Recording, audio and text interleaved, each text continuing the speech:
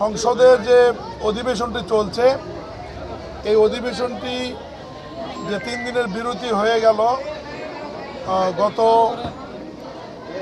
শুক্রবার এবং পার্লামেন্টের ইতিহাসে এই প্রথম শুক্রবারের দিন এবং রাতব্যাপী সংসদ অধিবেশন চলল, যে অধিবেশনে বিগত অন্তর্বর্তীকালীন সরকারের 133টি অধ্যাদেশ, এর মধ্যে 117টি অধ্যাদেশ 91টি আইন আকারে পাশ হয়েছে।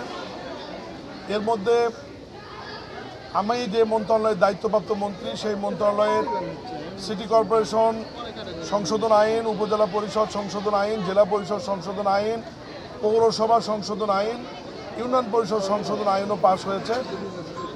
এই আইনগুলির ব্যাপারে সম্মানিত বিরোধী দলের পক্ষ থেকে আপত্তি দেওয়া হয়েছিল।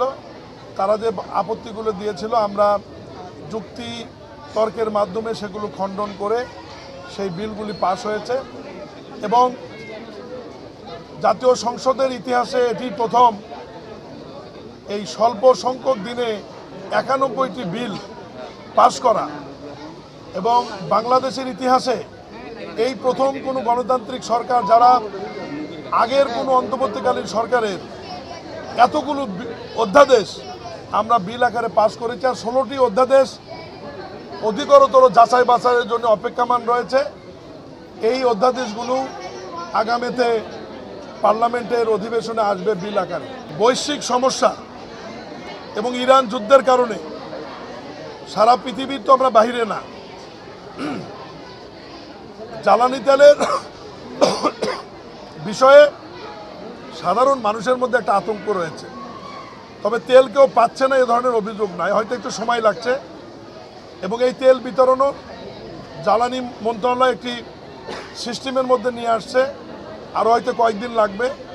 এটা ফুলফিল হয়ে গেলে দেখবেন যে এই সমস্যাটা আর থাকবে না।